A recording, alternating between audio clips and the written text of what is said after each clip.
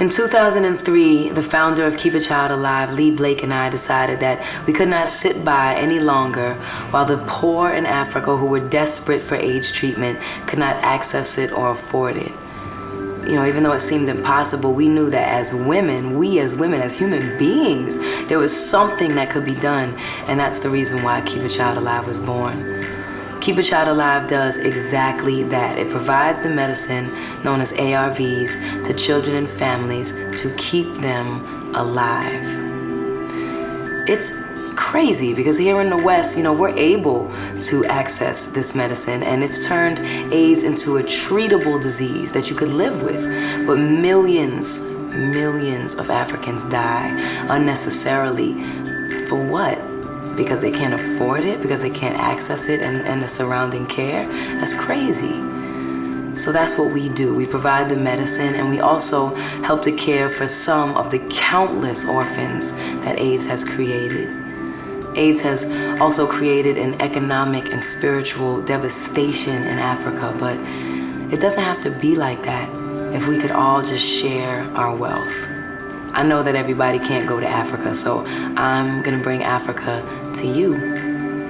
I hope this film really shows you how incredibly inspirational the people of Africa are and how they're doing all they can to cope with this human disaster, but they need our help. Come with me on my pilgrimage.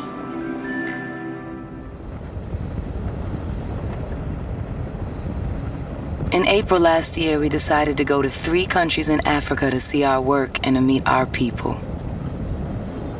If only everyone could come to Africa, I know it would change them all, helping us all to realize our blessings and see such amazing beauty and realize how little it takes to do so much good for people in need. It's crazy when you think about it, how you can change the lives of people forever for the price of a pair of shoes.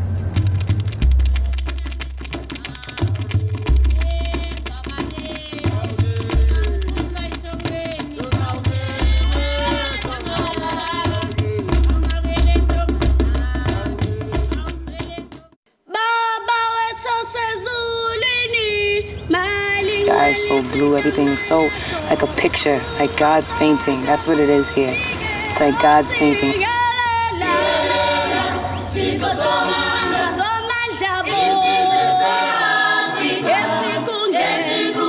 There are many myths surrounding the HIV virus.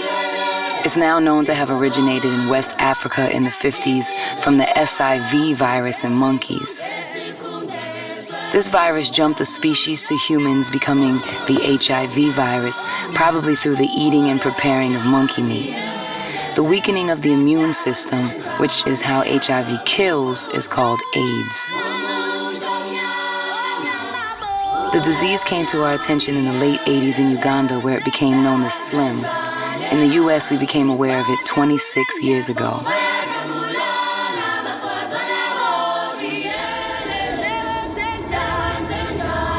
HIV is very hard to pinpoint, and it travels mercilessly through cultures and people. There's still no cure on the horizon. This amazingly beautiful continent is being ravaged by AIDS, causing spiritual and economic devastation, and has ended up even here among the Maasai of Kenya. This ancient tribe, who have kept themselves relatively separate from the rest of the population, are finding HIV more and more among them, though there's still a lot of denial. What we do know is no matter who you are or where you live, HIV is a threat to you. Safe sex practices are almost impossible to teach out here, where there's very little access to communication. But imagine how devastating it would be to lose such a pure African culture.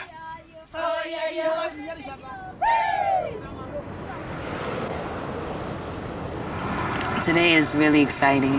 We're on our way to Soweto right now, to the Chris Hani Hospital, which is, if I understand correctly, one of the largest hospitals in the world. It's special for me, though, because this was one of the first places when I came here to South Africa that I saw with my own 2 eyes, and it really changed my whole perspective. I was just beginning to learn the spectrum of the AIDS pandemic. Unfortunately, we've got a shortage of antiretrovirals for mothers. Please, because we're only getting the medication for the babies. Our mothers. And I remember this one particular woman came up to me and she looked at me as if I had all the answers. We have to try, we have to see what's going to work. And we all are in learning stages, and each place is in different learning stages. I felt overwhelmed. I said, well, what do you need? And she said, medicine. We can't get the medicine. And that moment right there was what really opened my eyes. The way that they looked at me, the way that their eyes implored me to do something, as if I could change the whole situation. And at that moment, I didn't know if I could, didn't quite think that I could, but I knew that I had to do something. This day, for me to come back today, and come back to the same hospital that really, really propelled me to get involved and made me want to use my voice, say something, be their voice. This is one of the second sites we helped to fund and that we still fund.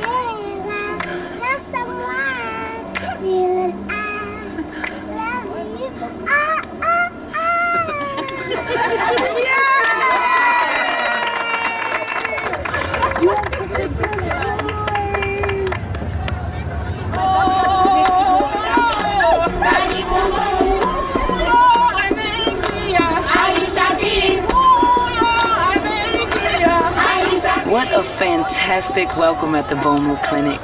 Buu is a clinic in the middle of the Mombasa slums that's doing an incredible job treating as many people as possible. We're actually helping to build a pediatric extension there.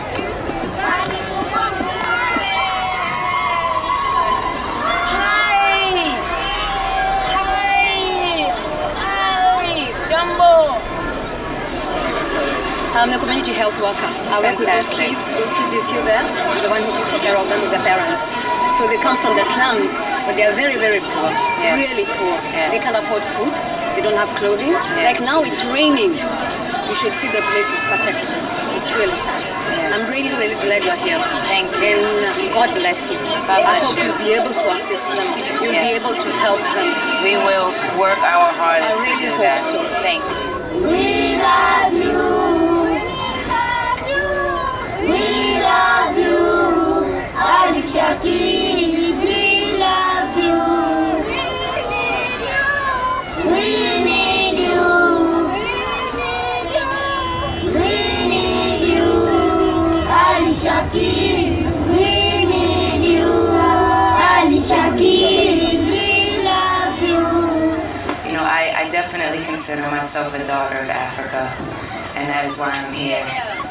When, people ask me for this whole trip, are you going on tours? Are you going to see different tourism and that kind of thing? And I know how beautiful Kenya and Mombasa is, but my main objective is to really bring the word of what's going on to the global public. And I really am very standing strongly behind that.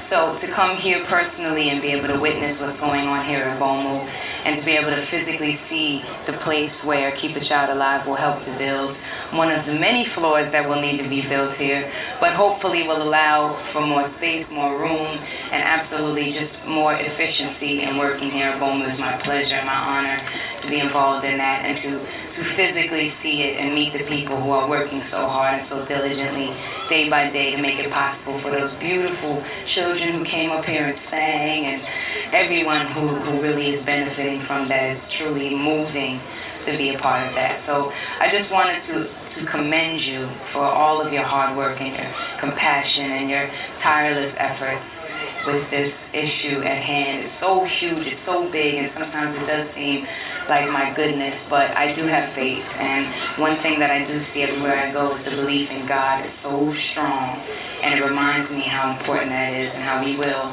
make it through. And I'm happy to work with you to make it better and better and better. And I know we can work together and change the world. So thank you for that. Thank you for today. Thank you so much for welcoming me. Hi. Oh.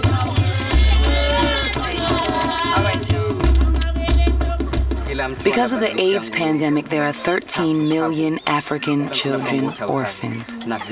The burden has fallen to their grandmothers who, in African custom, should be cared for by their children in their later years, but instead are now raising their grandchildren in the most difficult of circumstances.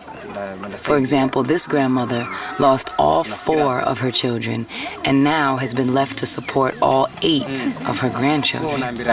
So eventually she had to take over the full responsibility. All of them died from AIDS? Yeah. How does she manage? How does she manage to care for all 8 of the children? Normally she does small jobs, so she gets small money.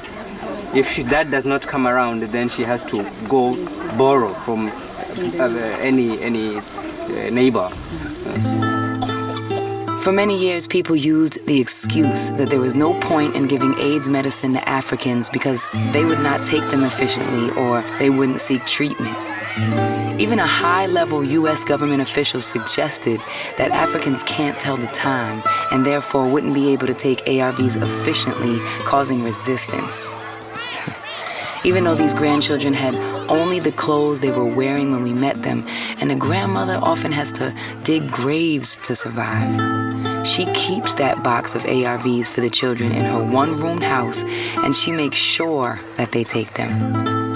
In fact, in studies, it's been shown that Africans adhere better to their medicines than Americans, even in the poorest conditions. Samuel lives in the slums of Mombasa, and he is very poor. Samuel's day-to-day trials would overwhelm most of us, but he retains an immense dignity, as I've seen so often on this amazing continent. He brings me to his home to meet his family. Usna, my granddaughter. Samuel's house is a tiny room, about 10 by 6, with 5 people living in it. It's so dark we could barely do this interview. It's very hot, with no running water, no fans, no air conditioning, no toilet, and no stove. He lives there with his wife, who has TB, an illness which kills more people with AIDS than any other. His 3 granddaughters live there too. One of them, the teenage Uba, hardly ever smiled. She so misses her mother, who died of AIDS when she was 14 and Husna was 1.5. Samuel has taken care of his granddaughters ever since. And I do not regret, and I never even think of regretting having Usna and her sister.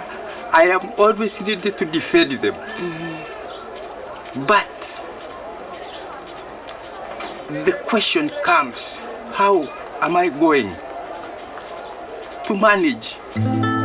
Husna, infected by her mother during pregnancy, has a great chance of survival because of how early she began treatment. Shamefully, though, 60% of children die before the age of 2 without access to these medicines. Getting ARVs to children must be our priority. How old is Sudi now? 16. How long has Sudi been on treatment? 4 years. 4 years. Sudi was 13 when he began treatment, and by then, his physical as well as internal growth had been stunted. Even though Sudi is 16, he looks 9. Undoubtedly, if Sudi had been able to access AIDS treatment early enough, his body would have developed. Sudi had become deaf because of a severe ear infection.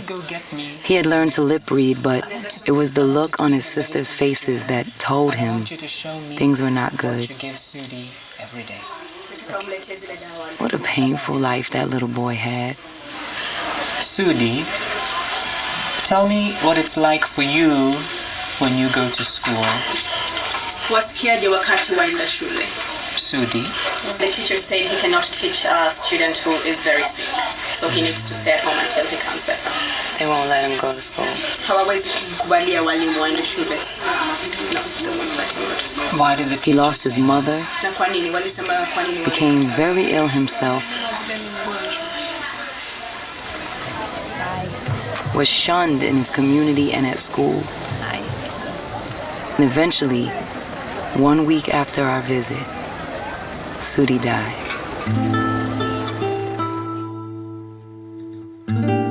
I was really excited to meet Mom Carol. We call Carol the Angel of Soweto. Carol noticed that many children were being orphaned by AIDS in her community. So in an amazing, life-changing set of coincidences, Carol ended up caring for 980 children living in child-headed households. Carol's organization, Ikahang Ministries, provides food, school fees, school uniforms, social welfare, and any needs that they may have. In spite of their difficulties, which have been enormous, these children are some of the most gifted and inspirational people I have ever met. Carol decided to surprise them with my visit.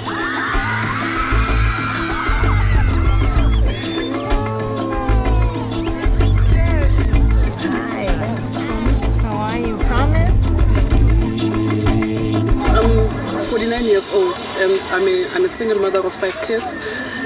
I trained in hotels. I have been working in hotels for the rest of my life. And then until in 1998 when I changed jobs from the fact that the hotel that I was working in closed down. And I started training as a nurse. And then, but during my training as a nurse, I would do like community work. But one day the matron came to me and said to me, I had to decide. You know, she understood that community work was okay, but my work as a nurse was more important. And she said to me, make a decision. And there was no ways that I could decide between my work and the community. And I knew that there was going to be no salaries afterwards. But what I did was I just gave up my work and then started working with the Sandilia's family. Yeah, and then immediately after I knew him, his mother passed away. And then, you know, that's when I took the story into a newspaper, to a local newspaper, and it had it all published. And before I knew it, I was a mother to 79 kids. And then before I knew it, it was 104. And presently, we actually have 980 kids that we're looking after in 212 households. So how do you like being mother to 950 kids? I am just so fulfilled. I get so much fulfillment from doing it. Fulfillment that that surpasses all understanding. Fulfillment that I have never ever gotten. And from the fact that each and every one of them there is a story behind them. And I try to remember each and every story, each and every incident on how I met them. And I keep that in mind so that I can keep them important. On behalf of them, I just want to say thanks. Thank you. Thank you.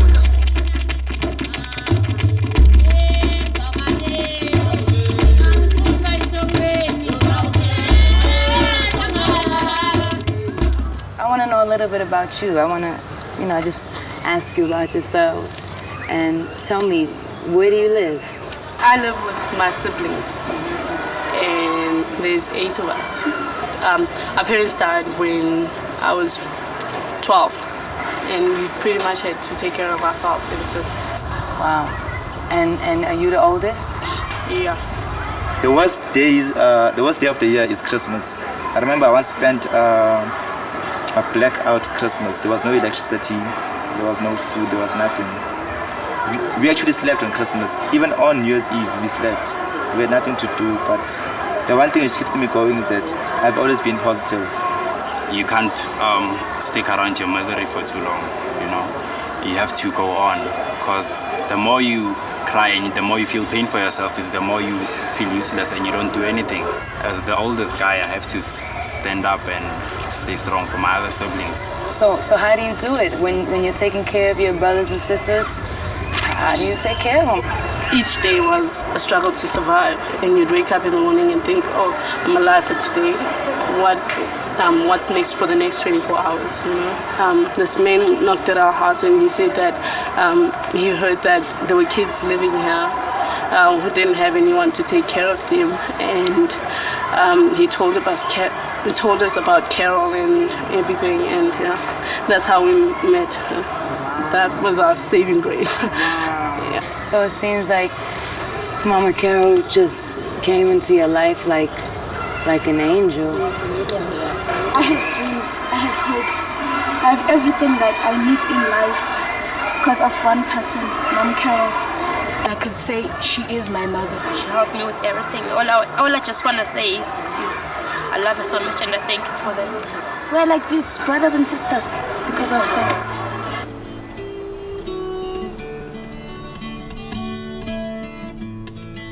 Uganda.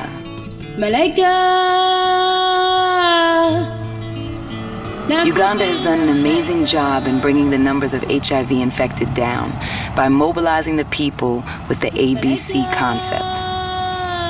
Abstinence, be faithful, condomize. Indeed, there were definitely areas of Uganda where the women drove philandering men from their villages in order to prevent themselves from being infected. I'm about to visit a Keep a Child Alive site in Kampala run by Dr. Pasquine Ogunsanya, and I can't wait. I've heard so much about it. In this tiny house, Dr. Pasquine treats hundreds of patients for us, and we provide food for them too. Nutrition is very important for patients on ARVs, something that should always go hand in hand with treatment. I have to say that witnessing the Kairos Medical Center and speaking to Dr. Pasquine, what an angel.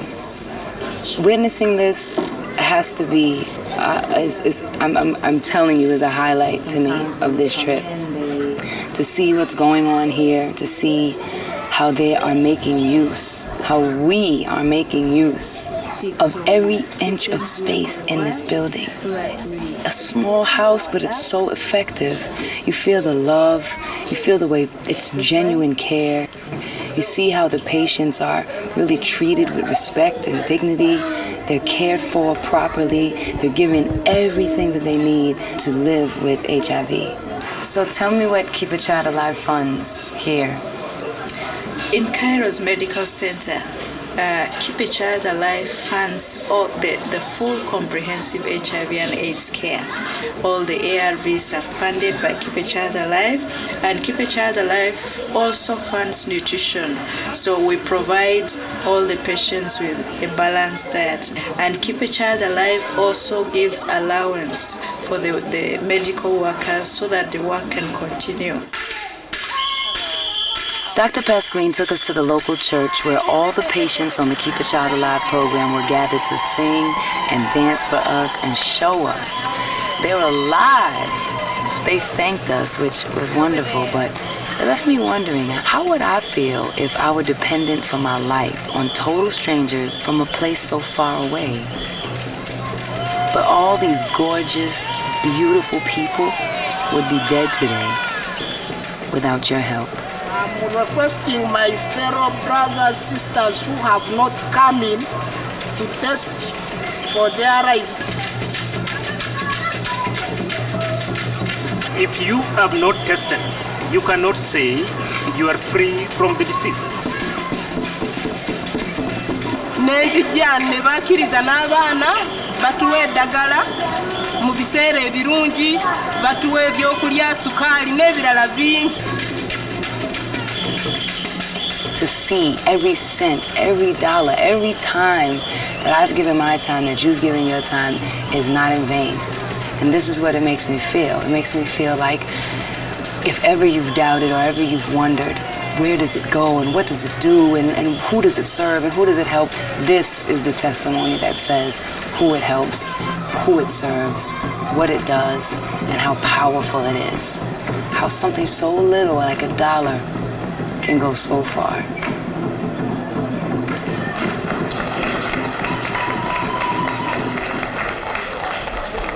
So how do you feel about AIDS? You won't actually know much until you spend a day with one of the orphans. Just spend a weekend. Don't bring your makeup, don't bring your cell phone, don't bring money, don't bring food and anything. Spend one day, and there you'll understand what we actually go through. What orphans go through when you sometimes wake up and there's no breakfast and you go to school. Just spend a day over, just sleep over, wake up, and just eat from the same pot, and then people will actually understand, because people are actually misunderstanding what AIDS is all about, what being affected or infected is all about. In my words, I could say AIDS is this disease that God gave us to challenge it. Do you want a disease to win you over, or do you want to win? Go-go is Zulu for granny. The Go-Go Grannies are a group of grannies who came together when Sister Rose, a social worker in the area of Alexandria Township, noticed that the parents she used to counsel were not bringing their children to her anymore. She investigated and found the parents had died of AIDS, and the grannies of the children had become their caregivers and were struggling to care for them. She founded the Go-Go Grannies community group to give the grannies the strength of community and to provide support. But what's shocking is to see some of these frail women struggle with young children.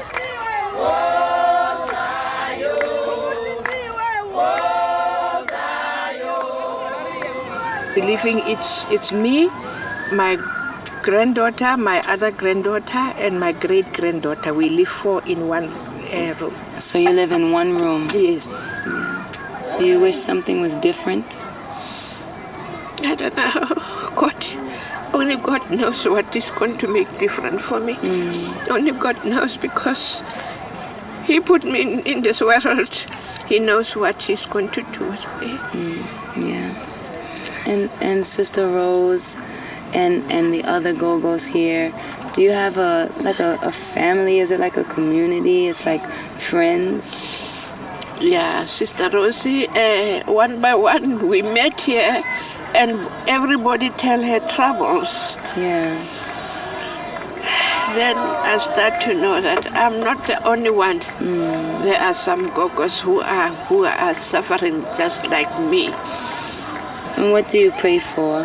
I want my children to grow up nicely, especially the young one who haven't got a baby, to take some more studies, Yes. if she can, and she can do something for themselves. Yes. Yeah, before I die. And I wish when I die, somebody can look after my kids. Yes, Go-Go. Thank you, Go-Go.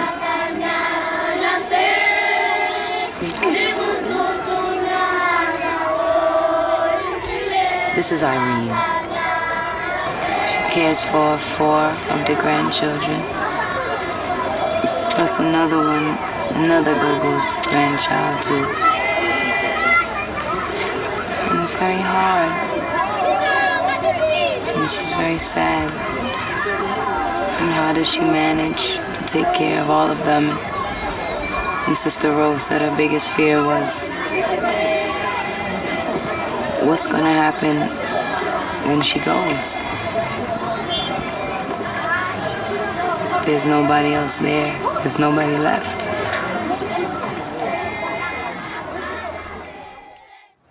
Everything that we've seen, it just seems like there's a whole lost generation. A whole generation is lost. We see these kids raising themselves. We see these grandmothers raising these kids. And it's crazy. It's crazy. But all I know is, like, if we're not crying for them, then who's gonna cry for them? And if we're not speaking for them, who's gonna speak for them? All they kept saying when I was leaving, don't forget us. Please don't forget us. Say peace. Say what's up.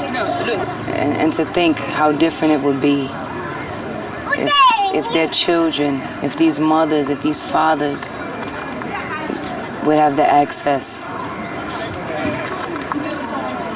to the medicine that would just keep them alive. We would change the whole course of history, it feels like. Wanna please, wanna keep, wanna treat your woman right. Not just dough, better show that you know she is worth your time. Yeah.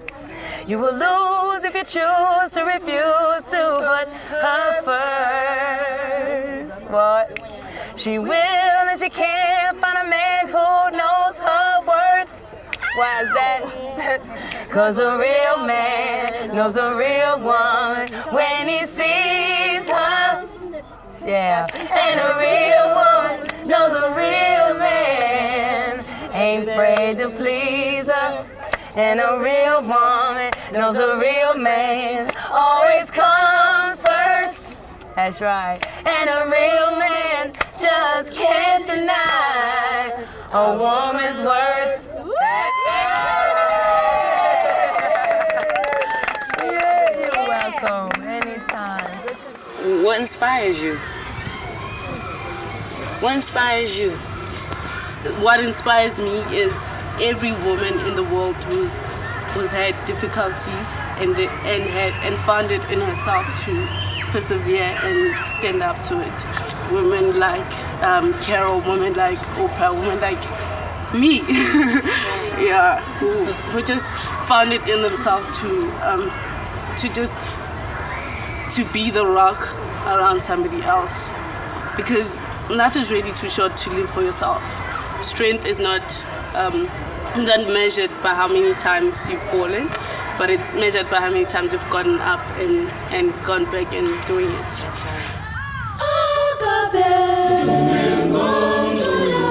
I first met the children of Agape when Keep a Child Alive brought them to America. They are orphan children or children who have been taken to the orphanage because their families cannot manage to look after them. The Agape orphanage burned down in 2005 and they were left without a home. Everything was gone, but thank goodness all the kids were safe. When I met them, they were living in a shipping container on the grounds of the orphanage. Pam is the manager and she showed me around. How you doing? And your pictures, you can see your pictures. Oh, look at this is a great picture. Lost computers. They lost everything in the fire. Office equipment, computers, furniture. And that's a boys' room. Can we go in? Boys' rooms are scary. Pam showed me the current living conditions. Look at this. Very neat. This is the girls' room. There are 41 children living here, and to each other, they are family.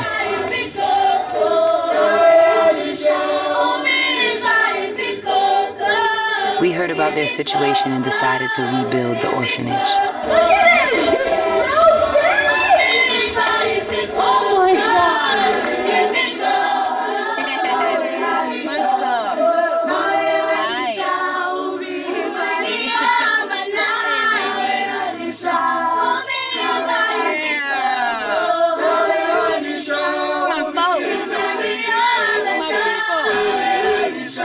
I toured the building in process and heard of the amazing home that they had envisioned. With rooms like a bedroom where they could sleep in a real bedroom, and a place where they could do their homework after school, or a great big hall they dreamed of being able to sing in. It's gonna be beautiful. They're gonna be proud to come home. Yeah, they're proud even now.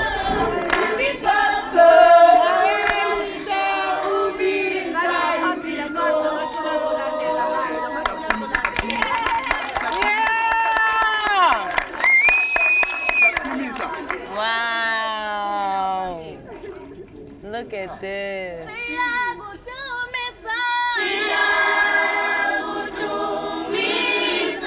I met Zadwa Mkadi, the founder of Agape. Zadwa lost 4 of her 5 children to violence and AIDS. She founded Agape when she saw children wandering in the community, malnourished and scared after their parents had died. She took them in because they had no one else who could. Many of the kids have watched their parents die in front of them. Mothers in their 30s becoming 80-year-olds, sometimes deranged from the pain and unable to rise from their beds to even care for the kids. It's a very traumatizing experience for a child to watch. But thanks to Zadwa, the children are safe and as happy as they can be under the circumstances.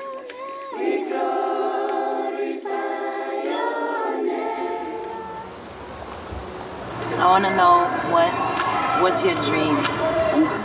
What's your dream? I'm scattered around. I wanted to be an architect. I love architecture. I'd also want to do literature. is in be a literature professor. I love language and philosophy also. You know, is there someone that you would want to meet? Maya Angelou. Wow. She is the greatest. She's amazing. Everything I do, I want to make a difference. Through my music, I want to touch people. Through my poetry, I want to heal people. And hopefully one day I'll create my own charity foundation where I help people. You know, my plan of being happy is knowing that someone else has a meal to eat before they go to sleep. Why should I feel discouraged? Why should the shadows come?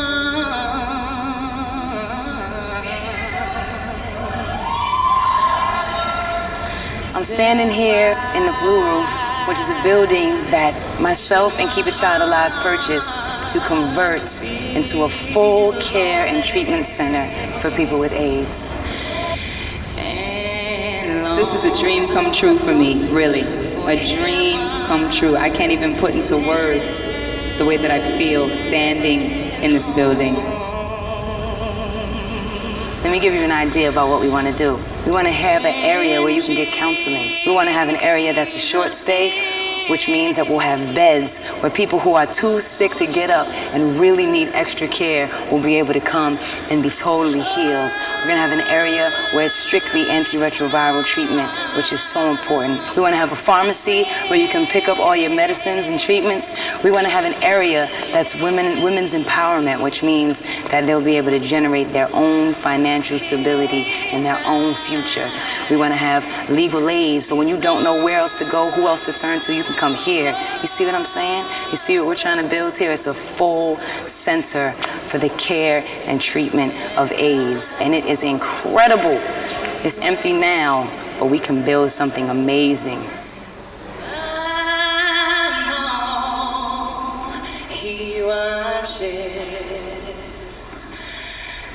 And as a community, we can absolutely join together and make this a beacon of hope so that no one ever has to die alone and in shame ever, ever, ever, ever, ever again. So thank God for that.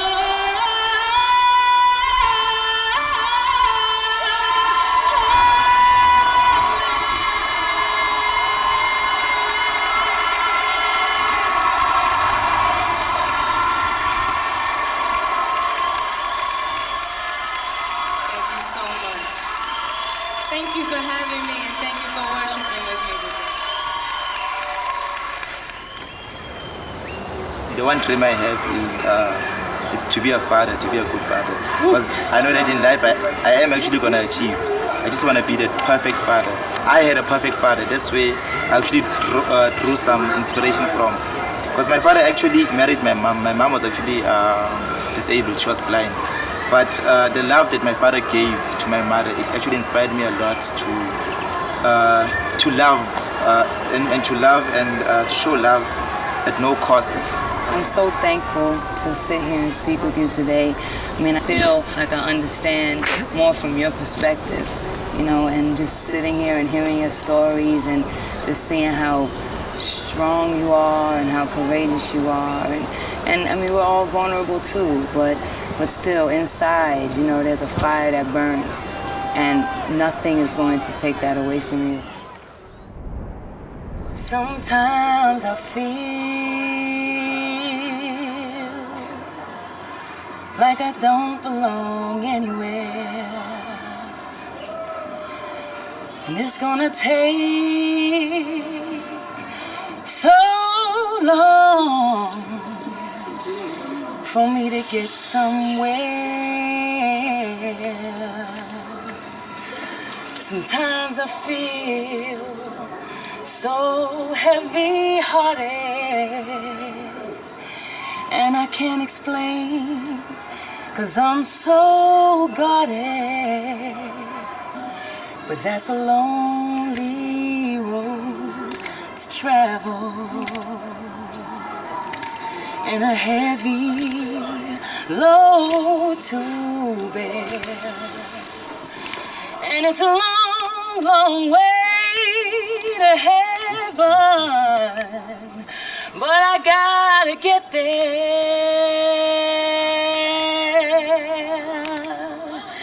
Can you send an angel?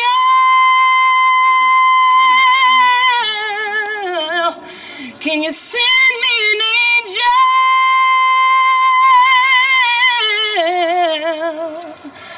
to guide me?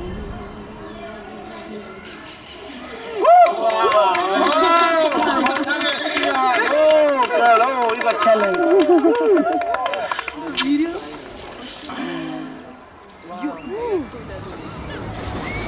As the sun sets over Soweto, I'm sitting there thinking about talking with my people yesterday. Talking with my people. And we had fun, we talked, talked about things that teenagers talk about, my people talk about, my generation talks about. And they were strong, smart, knew what they wanted, knew where they wanted to go, focused. I tell you one thing though, they're gonna make it through it. And they're gonna have something serious to say. They're gonna change the world. We're gonna change the world. And I felt proud that that was my generation. So this is my generation. We about to do something really big. I really believe AIDS is a mirror. It looks at us and it asks us, who are we and what do we care about? Do we care about a whole generation of people being wiped out? Orphaning millions of children? Or do we care about, celebrity drama? If AIDS got half of the attention the media gives to celebrity dramas, this issue would be well on its way to being solved. So I want to ask you, shall we be the generation that says no more injustice for the poor? Shall we commit to eradicating AIDS, extreme poverty, and war? Or shall we continue to allow ourselves no voice in the world our children will inherit? Tell me.